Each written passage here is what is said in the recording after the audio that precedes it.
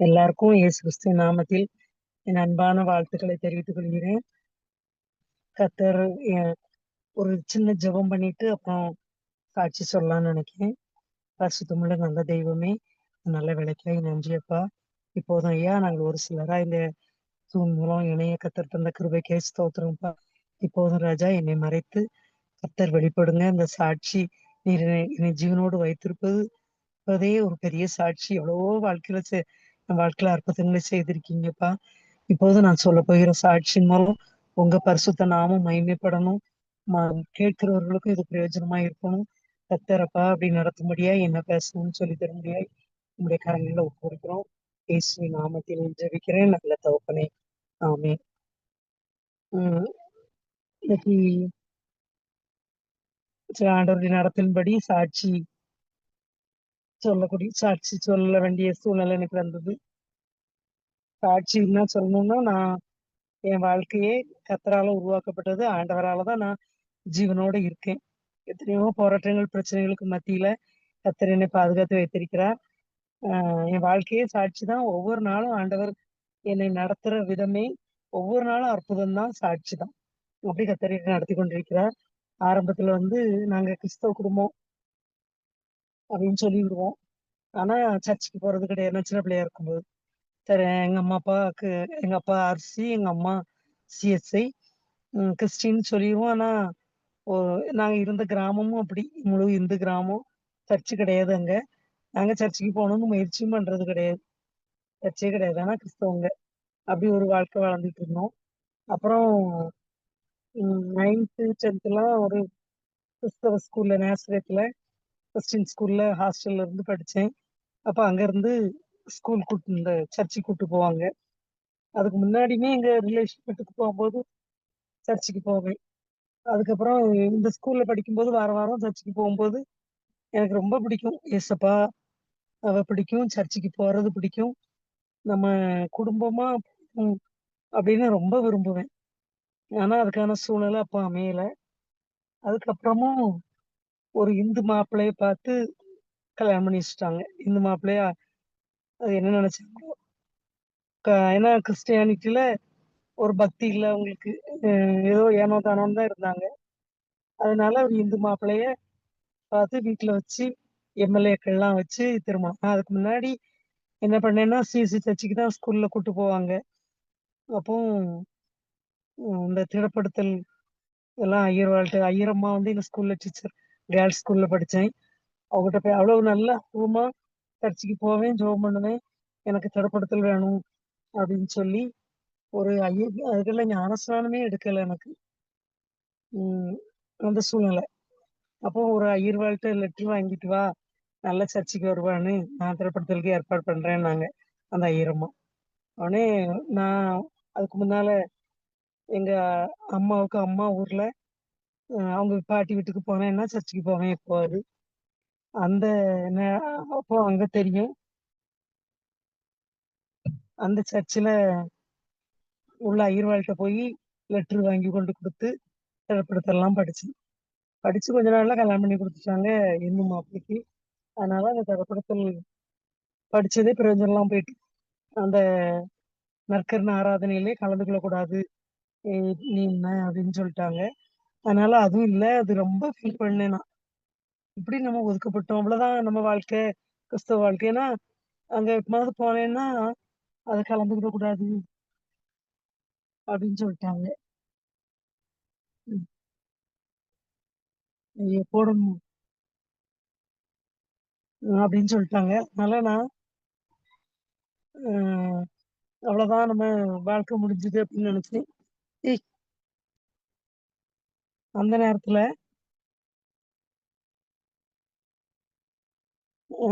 ஆண்டவர் கல்யாணம் ஆகி 3 பிள்ளைகளும் பிறந்தாங்க. அப்போவெல்லாம் நான் அறகுறையா என்ன செய்யன்னு தெரியாம, ஆண்டவரை பிடிக்கும் ஆனா சர்ச்சுக்கு போக முடியாது, ஒண்ணுமே முடியாது அப்படி இருந்தேன். 3 பிள்ளைகள் பிறந்ததுக்கு அப்புறம் தானா ஒரு பிரிவு. ஒரு 10 வருஷம் கழிச்சு என் ஹஸ்பண்ட் என்னை விட்டுட்டு போயிட்டாரு. அது உண்மையிலேயே எனக்கு ஒரு ஆசீர்வாதமா தான் இருக்கு, ஆண்டவர் நியமித்தது. அவர் போனதுக்கு அப்புறம் நான் எப்படியாவது பிள்ளைகளை ஆண்டவருக்குள்ள நடத்தணும் அப்படின்னு ரொம்ப விரும்பினேன். ஆனா அதுக்கு என்ன செய்யன்னு தெரியல. அப்படி இருக்கும்போது ஒரு நாள் 1900 கொஞ்சம் பிள்ளைகள் வளர்ந்துட்டாங்க எப்படியோ. அதுக்கப்புறம் 1996வது வருஷம் ஒரு இந்த நம்ம 4 மாடிக்கு மோன்சஸ் பிரதர் கூட்டத்துக்கு வேற ஒரு பிரச்சனை நிமித்தம் அந்த இந்த தொழில் செய்யறவங்களுடைய ஆசீர்வாதத்துக்காக பிரேயர் நடக்கு. ஒரு ஸ்பெஷல் கூட்டம் இப்பவும் வருஷத்துல ஒரு நாள் வைக்கிறாங்க. அந்த கூட்டம் அப்போ கடன் உள்ளவங்களும் வரலாம் அப்படின்னு சொன்னதுனால எனக்கு பொருளாதாரத்துல ஒரு பிரச்சனை வந்தது. அதுக்காக ஜெபம் பண்ணதுக்கு அங்க போனேன். அந்த நேரத்துல ஒண்ணுமே தெரியாது எனக்கு. அதாவது அபிஷேகம்னு ஒண்ணு இருக்குன்னு தெரியாது, ஊழியங்கள் இருக்குன்னு தெரியாது. சிசி சர்ச்சில் போய் ஜெபம் பண்ணியிருப்பேன், அதுக்கு மேல அவ்வளவுதான் தெரியும். அப்ப அந்த நேரத்துல கர்த்தர் என்னை தொட்டார், எனக்கு ரட்சித்தார். அது மட்டும் இல்ல, ஒரு நிறைவான அந்நிய பாஷை வரும், அதையும் தந்தார். என்னன்னு தெரியாமலே நான் அந்நிய பாஷையில பேசுறேன். அதுக்கு முன்னாடி என்ன நடந்ததுன்னா, ஒரு அஹ், ஒரு பிரச்சனையில மாட்டிக்கிட்டேன். அதுக்கு மேலதான் அங்க போனது. பிரச்சனைன்னா, ஒரு ட்ரக்கர் வாங்கினேன். அத ஸ்கூல் பிள்ளைங்களை எடுத்துட்டு போகணுங்கிறதுக்காக அதை வந்து அந்த புரோக்கர் நல்ல ட்ரக்கா தான் இருந்துச்சு. வித்துருங்க வித்துருங்கன்னு சொல்லி ஏதோ கம்பல் பண்ணாரு, இது நல்ல கொடுத்துருவோம். சரின்னு சொல்லி ஒரு ஆளுக்கு வித்தோம். விற்கும் போது அவர்கிட்ட ஒரு அக்ரிமெண்ட் போட்டிருக்கு, இத்தனாம் தேதி பணம் தருவேன் அப்படின்னு ஒரு அக்ரிமெண்ட் போட்டிருக்காரு. போட்டோ ட்ரக்கரை கொடுத்தாச்சு. இன்னொரு ட்ரக்கரை நான் வாங்கியிருக்கேன் அதுக்கு பதிலா, கிருஷ்ணவாணியில ஒரு ஆள்கிட்ட. அவர்கிட்ட எனக்கு பணம் தர வேண்டிய ஆள் என்னைக்கு தரேன்னு சொல்லியிருக்காரோ அதுக்கு மறுநாள் டேட் போட்டு நான் தரேன்னு சொல்லி அக்ரிமெண்ட் போட்டிருக்கேன். இந்த இதை நம்பி பார்த்தா என்கிட்ட வாங்கினவரு ட்ரக்கரை கொண்டுட்டு வேற எங்கேயும் ஓடி போயிட்டாரு பணம் தராம. கடைசியில இவர் நான் கொடுக்க வேண்டிய ஆளு என் மேல கம்ப்ளைண்ட் பண்ணிட்டாரு. நீ இவைகளை வச்சுக்கிட்டு தனியா இருக்கிற நேரத்துல போலீஸ்ல கம்ப்ளைண்ட் ஆயிட்டு. எனக்கு அதெல்லாம் அனுபவமும் கிடையாது. ரொம்ப பயந்து போய் இருக்கும்போது அந்த பேசி முடிச்ச புரோக்கர் தான் அவங்க மாமியார் வீட்டுல கொண்டு காப்பாத்தி வைக்காரு, திருநெல்வேலியில ஒரு இடத்துல. நான் இருக்க இடத்துல இருந்து ஒரு 50 கிலோமீட்டர் தூரத்துல கொண்டு அங்க மறைச்சு வச்சிருக்காங்க. மோசமான நிலைமை. அவங்க குடும்பம் என்னைய அன்பா வச்சிருக்கு. இந்த வீட்டுல வந்தா போலீஸ் தேடி வரும். அந்த கண்டிஷன்ல அவங்க பணத்தை கொடுக்கவும் முடியாது. அப்படி இருக்கும்போது அவங்க வந்து அந்த குடும்பம் நல்ல அன்பா இருந்தாங்க. இந்து குடும்பம். அவங்க ஒரு இடத்துக்கு வாங்க என் கூட, உங்க பிரச்சனை தீரும், ஏன்னா பிரச்சனைக்காக தான் கொண்டு வச்சிருக்கு, தீரும்னு சொல்லி கூட்டு போனா அது ஒரு பயங்கரமான இந்து கோயில். ஒரு அம்மா அந்த கவர்மெண்ட் வேலை பார்க்கறவங்க தானா, நைட்டு வந்து பயங்கரமா ஆடுவாங்க. அதுல கொண்டு என்னை விட்டுருக்கு. உடனே அந்த அம்மா கேட்டு என்ன பிரச்சனைன்னு கேட்ட உடனே சொன்னேன். உடனே கிறிஸ்தவங்கன்னு சொல்லியாச்சு. உடனே அது நாக்குல ஒரு ஊசி வச்சு குத்தி அந்த ரத்தத்தை தொட்டு ஒரு தகடு, ஒரு மாதிரி தகட்டுல அதை வச்சு அந்த ரத்தத்தால எழுதி அந்த தகட்டை என்கிட்ட தந்து, இதை கொண்டு போய் உங்க ஏசப்பா படத்துக்கு பின்னால, ஏசப்பா போட்டோக்கு பின்னால வைங்க, 40 நாளா என்னமோ வைக்கணும், அதுக்கப்புறம் இது நடக்கும் அப்படின்னு சொல்லி விட்டுட்டு நான் கொண்டு போனேன். எனக்கு ரொம்ப பயம். அத மேற்கொள்ற அளவுக்கு எனக்கு தைரியம் கிடையாது. அதே நேரத்துல இது தப்புன்னு தெரியுது. என்னச்சேன்னு தெரியாம வீட்டுக்கு போய் கொண்டு வச்சுட்டு வச்சு 2 நாள்ல தான் 4 மாடிக்கு போறேன். இந்த மீட்டிங்னு கேட்ட உடனே பயந்து போய் தான் போறேன். இந்த பிரச்சனையால போய் ஜெபம் பண்ணும்போது ஆண்டவர் என்னை அவ்வளவு அதிசயமா ரட்சித்து அபிஷேகம், அதாவது அனாதை போல நின்னேன் ஒரு மாதிரி.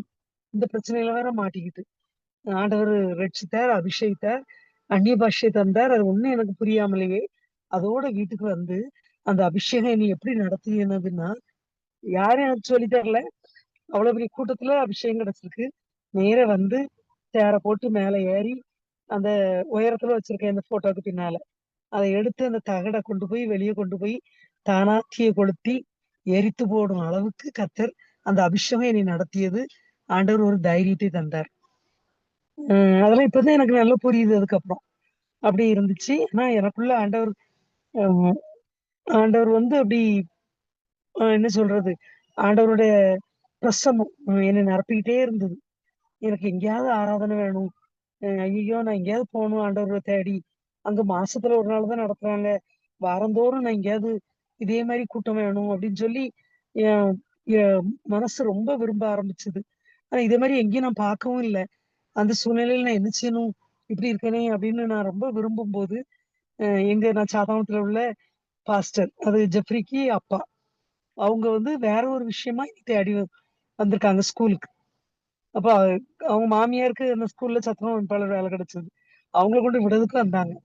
வந்திருக்கும்போது கே கேக்கேன் ஊழியம் செய்றேன்னாங்க. எனக்கு அது ஒண்ணுமே புரியல. அ சரி அப்படியே அறிமுகம். அதுக்கப்புறம் ஒரு ஸ்தோத்திர கூட்டம் வச்சிருந்தாங்க.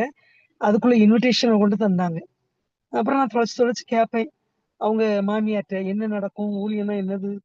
அப்படின்னா, "சர்ச் வச்சு நடத்துவாங்க" அப்படிம்பாங்க. அதெல்லாம் எனக்கு சரியா புரியலனாலும், ஸ்தோத்திர கூட்டத்துக்கு அழைப்பு தந்ததுனால, சரின்னு சொல்லி போய் பார்ப்போம் அப்படின்னு போனேன். போனா நான் விரும்பின மாரியே ஆராதனை நடந்தது. அங்க நால்மோட்ல நான் பார்த்த மாரியே, அதே மாரி ஆராதனை, ஆ ஆவிக்குரிய சபை. எனக்கு ரொம்ப பிடிச்சுக்கிட்டு, இததான் நான் விரும்பினேன் அப்படின்னு சொல்லி, அன்னையிலிருந்து அந்த சபைக்கு போக ஆரம்பிச்சுட்டேன். 1999வது வருஷம் சாரி. 96ன்னு சொல்லிட்டேன். 99 ஜூன் 19ஆம் தேதி தான் அந்த மீட்டிங் நடந்தது. அந்த வருஷமே நான் அந்த 2 மாசத்துக்குள்ள சர்ச்சுக்கு போக ஆரம்பிச்சுட்டேன். அப்படியே ஆண்டவர் வந்து நிச்சயமா நடத்தி ஒரு சபையில கொண்டு சேர்த்தார். அதுக்கு போனதுக்கப்புறம் நெறைய பிரச்சனைகள் வந்தது. ஆனாலும் ஆண்டவர் கூட இருந்து நடத்தினார். என் பையன மாரி இறந்து போயிருவாங்க. அத சாட்சி ஏற்கனவே சொல்லியிருக்கேன். வியாதி வந்து 8 வயசு பையனுக்கு இறந்து போயிருவான். பிழைக்கவே மாட்டான். அப்படின்னு டாக்டர் சொல்ட்டாங்க. அப்பவும் நான் பைபிள்ல உள்ள வசனத்த சொல்லி, "ஏசப்பா நீங்க மரித்தோரெல்லாம் உயிரோடு எழுப்பியிருக்கிறத நான் வாசிச்சேன். அதுகளெல்லாம் நம்புறேன் நான். என் வாழ்க்கையில இப்ப நடக்கணும். அதுக்கு நான் என்ன செய்யணும்?" அப்படின்னு சொல்லி ஒப்பு குடுத்து ஜெபம் பண்ணும்போது, ஆண்டவர் என்னோட பேசினாரு. அவன ஊழியத்துக்கு ஒப்பு குடுத்தேன். இன்னைக்கும் நாங்க குடும்பமா அவன் ஊழியம் செய்றான். நாங்கலாம் இணைஞ்சு ஒரு அ யாரும் நுழைய முடியாத ஒரு அதாவது கிறிஸ்தவங்க நுழைய முடியாத, ஊழியம் செய்ய முடியாத ஒரு ஏரியாவுல ஆண்டவர் ஊழியம் செய்ய வைத்து நடத்திக்கிட்டு இருக்காரு. இதுக்கிடையில நெறைய அற்புதங்கள செய்தார். இடையில ரொம்ப கடன்ல வேற மாட்டிக்கிட்டேன். அந்த நேரத்துல ஆண்டவர் செய்த ஒரு சில அதிசயங்கள சொல்லலான்னு பாக்கேன். ஏன்னா, நெறைய இருக்கு. எத சொல்லன்னு தெரியல. அத சொல்லலாம்னு ஆண்டவர் ஏவுறதுனால அத சொல்லலான்னு பாக்கேன். ஒரு முறை வந்து அ எங்க வீட்டுக்காரர் விட்டுட்டு போக முன்னால, அவர் ஃப்ரெண்ட் ஒரு ஆளுக்கு ஜாமீன் போட சொல்லி, ஒரு லேண்ட் என் பேர்ல இருந்துச்சு பம்ப் செட்ல. அத கொண்டு வந்து ஜாமீன் போடணும் அந்த இடத்து பேர்ல அப்படின்னு சொல்லி வந்து சொன்னாரு. நான் போட விரும்பல. ஆ அந்த யாருக்கு போட சொல்றாரோ அவரோட 2 குழந்தைங்க ஹாஸ்பிட்டல்ல சீரியஸா அட்மிட் ஆயிருக்காங்க. சின்ன பிள்ளைகள். அத கொண்டு போய் காட்டி, "இந்த பிள்ளைகள் சீரியஸா இருக்கு. நீ போட்டு குடுத்தா தான் அந்த பிள்ளைகள காப்பாத்த முடியும்." ஒரு 20,000 அந்த நேரம் 20,000மும் பெரிய தொகை தான். ரூ. 20,000 லோன் தான் அப்படின்னு சொன்னதுனால, அந்த பத்திரத்த குடுத்து, அ அது மேல ஒரு லோன் போடுறதுக்கு சம்மதிச்சு போய் ஜாமீன் போட்டு குடுத்தேன். ஆனா, அந்த மேனேஜர் கூட சொன்னாரு போடாதீங்கன்னு. ஆனாலும் எனக்கு அந்த பிள்ளைகள பார்த்ததுனால போட்டேன். போட்டேன். அந்த ஆள் கட்டல. ஓடி போயிட்டாரு. அப்படி பல வருஷங்கள் ஆயிட்டு. அவரும் போயிட்டாரு. அவர போட சொன்ன என் ஹஸ்பண்டும் என்னைய விட்டுட்டு பிரிஞ்சு போயிட்டாரு. வேற கல்யாணம் பண்ணிட்டு. இந்த சூழ்நிலையில சில வருடங்களுக்கு அப்புறம், ஒரு நாள் பேங்க் மேனேஜர் என்னைய கூப்பிட்டு இருக்காரு. கூப்பிட்டு "நீ இங்க ஒரு சனிக்கிழமை மதியான நேரத்துல போயிருக்கேன். நீங்க வந்து ஒரு ஆளுக்கு ஜாமீன் போட்டு குடுத்துருக்கீங்க. அவரு அதுக்கு முன்னால நீங்க ஜாமீன் போட்டு குடுக்கறதுக்கு முன்னால அவரு வாங்குன கடன், அதுக்கு அப்புறம் அவரு வாங்குன கடன் எல்லாம் சேர்ந்து பல லட்சங்கள் ஆயிட்டு.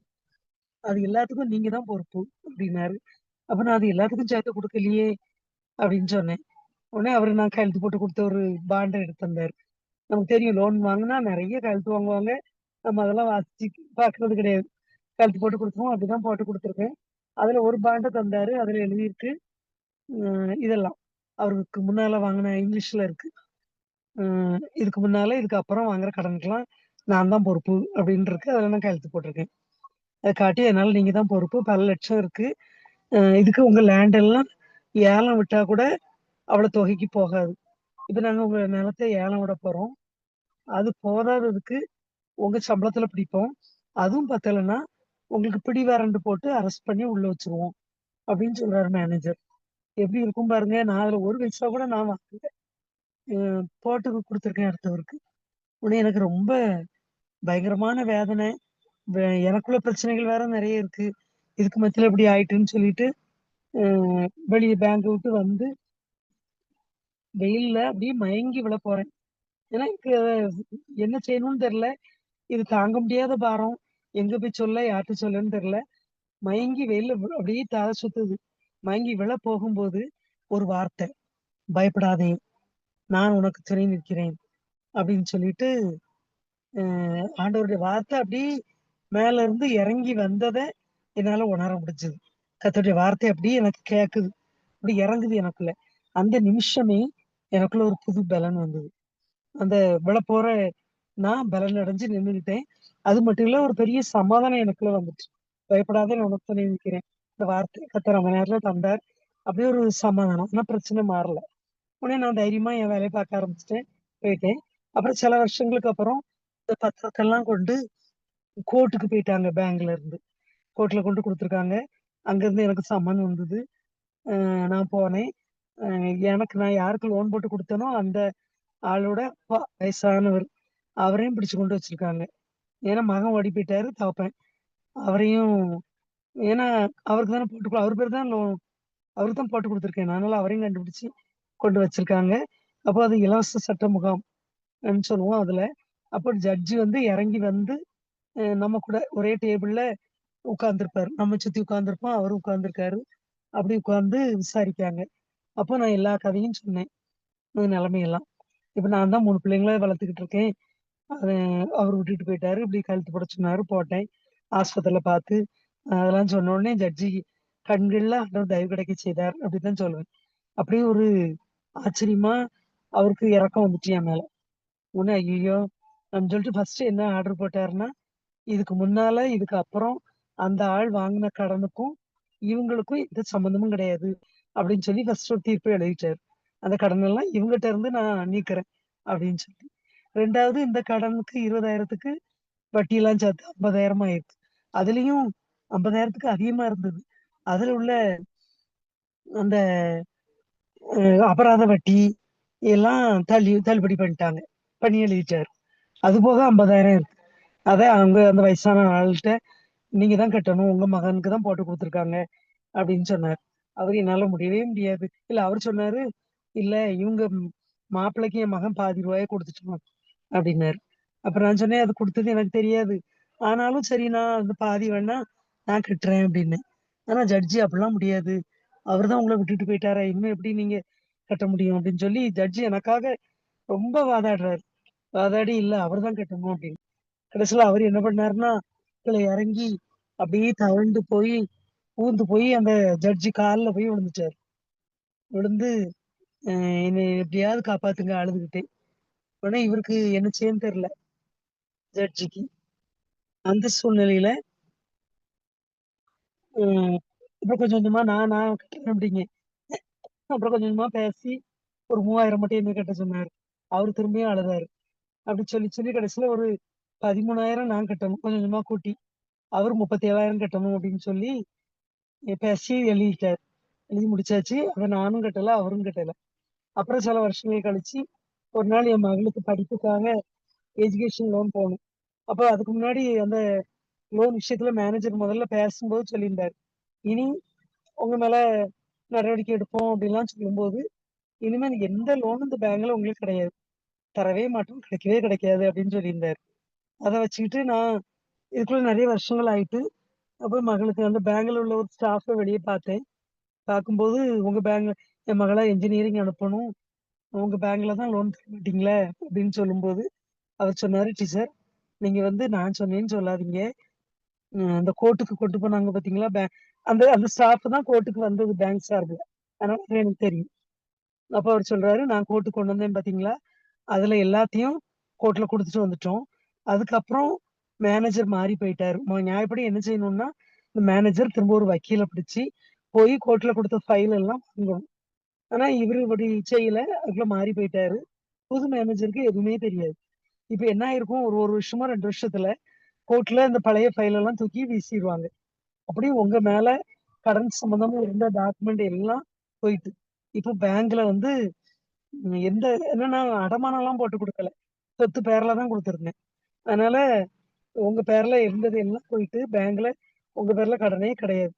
அது இல்லாம போயிட்டு நீங்க தாராளமா உங்க மக பேர்ல எஜுகேஷன் லோன் போடலாம் மகளுக்கு அப்படின்னு சொன்னாரு. எவ்வளோ ஆச்சரியம் பாருங்க. அப்புறம் எஜுகேஷன் லோன் போட்டு, அதையும் அடைச்சு, இன்னும் நெறைய லோன்கள அங்க போட்டு அடைச்சிருக்கேன். அப்ப அந்த பயப்படாதே துணை நிற்கிறேன்னு ஆண்டவர் சொன்னாரு. ஆனா அந்த நேரம் ஒண்ணுமே நடக்கல. அந்த வார்த்தையை என்னை நம்ப பண்ணினார்.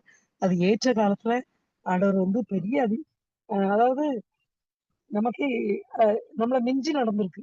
அந்த கடன வந்து தள்ளுபடி பண்ண மாட்டாங்க. பண்ண முடியாது. ஆனா, ஆண்டவர் எப்படி இல்லாம ஆக்குனாரு பாருங்க. எப்படிலாமோ வந்து கோர்ட்டுக்கு போயி, அங்க போயி, இங்க போயி கட்ட சொல்லி கடைசியில என் பேர்ல ஒண்ணுமே இல்லாம கர்த்தர் மாற்றி, அதனால எந்த பாதிப்பும் இல்லாம ஆண்டவர் மாத்தி தந்தார். இப்படி வந்து ஒவ்வொரு நாளும் கர்த்தர் என் வாழ்க்கையில செய்த அதிசயங்கள வந்து ஏராளம். எல்லாவற்றையும் ஒரு முறை ஒரு டைம் இருக்கிறதுனால இன்னொன்னு சொல்லிர்றேன். ஒரு முறை அந்த நேரத்துல தான் எனக்கு கடன்ல ரொம்ப சிக்கி இருக்கும்போது, ஒரு குழு ஒரு பேங்க்ல ரூ. 1,00,000 லோன். அப்போ 1,00,000லாம் பெரிய தொகை தான். இது பல வருஷங்களுக்கு முன்னாடி. அ வாங்கியிருந்தேன். அத எனக்கு கட்ட முடியல. அப்போ அந்த கூட்டுறவு பேங்க் அது. அந்த செக்ரட்டரி என்ன சொன்னாருன்னா, "நீங்க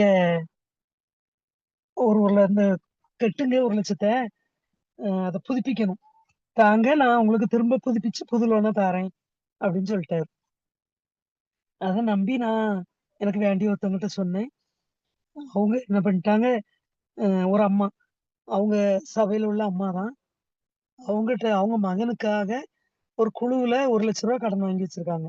அது 10 மாசத்துல மாசம் 10,000 வட்டி 2,000ன்னு நெனைக்கிறேன். அதையும் சேர்த்து 10 மாசத்துல அடைக்கணும். அவங்க மகன் பிசினஸ்க்காக வாங்கி வச்சிருக்காங்க. இவரு நான் 10 நாள்ல தாரேன்னு சொன்னதுனால, அந்த பணத்த வாங்கி என்ட்ட தந்துட்டாங்க. நானும் கொண்டு கட்டிட்டேன். இந்த ஆளு தரமாட்டேன்ட்டாரு. கடைசியில அந்த அம்மா வீட்ல பதில் சொல்ல முடியாது. 12,000ன்னா அப்ப பெரிய தொகை. இப்ப மாரி கிடையாது. அத கட்ட முடியாது. எனக்கு அப்ப சம்பளமே 5,000மோ, 6,000மோ தான் வந்தது. அதுல 10,000லாம் கட்ட முடியாது. அப்படி ரொம்ப இக்கட்டான ஒரு சூழ்நிலையில ரொம்ப மாட்டிக்கிட்டேன். அந்த அம்மா எனக்கு வாங்கி தந்த அம்மா, நான் தற்கொலை பண்ண போறேன்னாங்க. அந்த குழுவுல உள்ளவங்க ஏன்னா அந்த அம்மா குழுவுல ரொம்ப அதிகாரம் பண்ணுவாங்க போல. அ கரெக்ட்டா கட்டாதவங்களெல்லாம் கட்ட சொல்லி. ஆனா எல்லாரும் இதான் இவங்கள பழிவாங்க நேரம்னு சொல்லிட்டு, உங்க சொத்தெல்லாம் எங்க பேருக்கு எழுதிதாங்க குழுவுக்கு. அப்படின்னு சொல்லி கேட்க ஆரம்பிச்சுட்டாங்க. ரொம்ப பிரச்சனை. நான் தற்கொலை பண்ண போறேன்னாங்க. ஏன்னா உங்க வீட்ல உள்ளவங்க அந்த அம்மாவுக்கு வீட்டுக்காரரு, மகன் கூட சென்னையில இருக்காங்க. அங்க நாங்க ஃபோன் பண்ணி சொல்ல போறோம். உங்க மகனுக்கும், உங்க வீட்டுக்காரருக்கும். இப்படி அந்த அம்மா வாங்கிட்டு கட்ட மாட்டேங்காங்கன்னு சொல்லி, அப்படின்னு சொல்லி ரொம்ப பிரச்சனை பண்ணி, ஒரு நாள் குறிச்சு, இந்த நாள்ல அவங்க மகன்ட்ட அவங்க வீட்டுக்கார்ட்டலாம் சொல்லி, எங்களுக்கு எப்படியாவது இந்த பணத்துக்கு பெறுமதியான நிலத்த எழுதி தரணும். அப்படின்னு சொல்லி ம் கூடி பேசி முடிவு பண்ணியிருக்காங்க. பெரிய பிரச்சனை. அப்ப நாளைக்கு அந்த பிரச்சனை. இந்த அம்மா இன்னைக்கு நைட்டு என்ட்ட ஃபோன் பண்ணி அழுறாங்க. நான் சாக போறேன்னு. எனக்கு எப்படி இருக்கும் பாருங்க. என்னால ஒண்ணுமே செய்ய முடியாது. அந்த சூழ்நிலையில அ ஏதோ ஆண்டவர் எப்படி நடத்துனாரு பாருங்க. அந்த குழு நடத்துற ஒரு தொண்டு நிறுவனம் மொதலூர்ல இருந்துச்சு. அந்த தொண்டு நிறுவனத்துல வேலை செய்ற ஸ்டாஃப் தான் இந்த குழுவ நடத்துறாங்க. அந்த ஸ்டாஃப் வந்து ஒரு முஸ்லீம். அவங்க சாத்தாங்கலாம் அவங்களுக்கு. அப்ப அவங்க வந்து வீட்ல வந்து சொல்லியிருக்காங்க அவங்க அம்மாட்ட. அது ஒரு வாலிய பிள்ளை. அது வந்து அவங்க அம்மாட்ட இப்படி நாம நடத்துற குழுவுல நாளைக்கு பெரிய பிரச்சனை நடக்க போகுது. ஒரு ஒரு அம்மா குழுவுல உள்ள அம்மா மத்தவங்க யாரும் கட்டலன்னா ரொம்ப அதிகாரம் பண்ணுவாங்க. அவங்க ஒரு டீச்சருக்கு வாங்கி குடுத்துட்டாங்க. அந்த டீச்சர் கட்ட முடியல. இப்போ எல்லாரும் சேர்ந்து அவங்கள ரொம்ப பிரச்சனை பண்ண போறாங்க நாளைக்கு.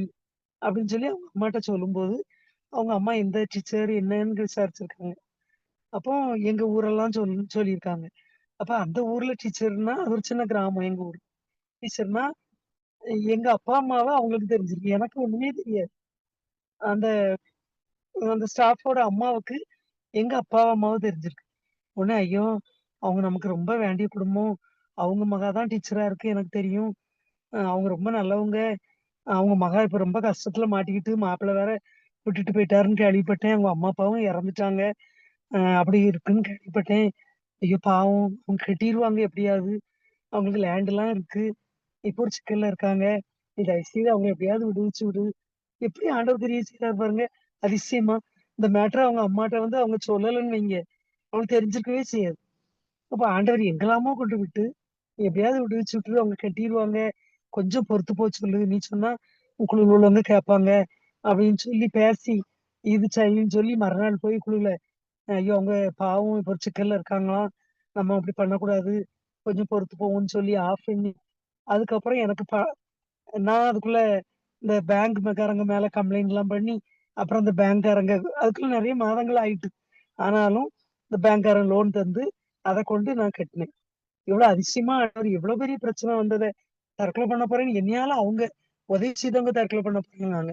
அவ்வளவு பெரிய பிரச்சனை வந்ததெல்லாம் ஆண்டவர் அதிசயமா இல்லாம ஆக்குனார். பிரச்சனையே இல்லாம. இப்படி எவ்வளவோ சொல்லலாம். கர்த்தர் ஒவ்வொரு நாளும் எங்கள அதிசயமா நடத்திட்டு வராரு. பிள்ளைகள படிக்க வைக்க உதவி செய்தார். திருமணம் செய்து வைக்க உதவி செய்தார். இதுக்கு மத்தியில பிள்ளைகளுடைய எதிர்கால வாழ்க்கைய பொறுப்பெடுத்து ஆசீர்வாதமா வச்சிருக்கார். இப்படி எத்தனையோ நன்மைகளை என் வாழ்க்கையில ஆண்டவர் அன்னையிலிருந்து இன்னைக்கு வரைக்கும் அதிசயமா செய்து, இன்னும் எத்தனையோ உயிர் போராட்டம் வந்தது. எல்லா விஷயமும் கர்த்தருடைய கரம் இருந்து கொரோனாவுல ஆக்ஸிஜன் 90க்கு குறைஞ்சாலே பிரைவேட் ஹாஸ்பிட்டல் எல்லாம் உள்ள எடுக்க மாட்டேன்ட்டாங்க. கவர்மெண்ட் ஆஸ்பத்திரியில கொண்டு வச்சிருக்கு. பார்த்தா ஆக்ஸிஜன் லெவல் 62 எனக்கு. அந்த ஆக்ஸிமீட்டர் வந்து பீம்னு அலாரம் அடிக்குது கையில மாட்டுனாலே. பயங்கரம். அதுலயும் ஆண்டவர் வந்து காப்பாத்தினார். டாக்டர்ஸ் எல்லாரும் பிழைக்க மாட்டாங்க. அவ்வளவுதான் அப்படின்னாங்க. பக்கத்துல சுத்தி இருக்கவங்க 30, 35 வயசுக்காரங்க எல்லாம்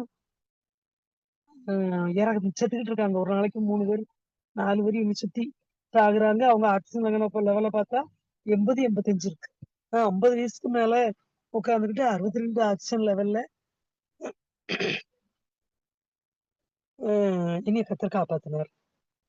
இப்போ இறந்துருவாங்க அப்படின்னாங்க. ஆனா கர்த்தர் என்னைய விடல. அப்படியே ஆண்டவர் ஒவ்வொரு கட்டத்திலயும் காத்து அதிசயமாய் இதுவரைக்கும் ஜீவனோட வைத்திருக்கிறார். இன்னைக்கு ஒரு சாட்சி சொல்லும்படியா வச்சிருக்காரு. நம்ம ஆண்டவரை முழுசும் நம்பிட்டோம்னா, எந்த சூழ்நிலையிலும் கர்த்தர் நம்மை கைவிட மாட்டார். பாதுகாத்து நடத்துவார். இதற்கு நான் ஒரு சாட்சி.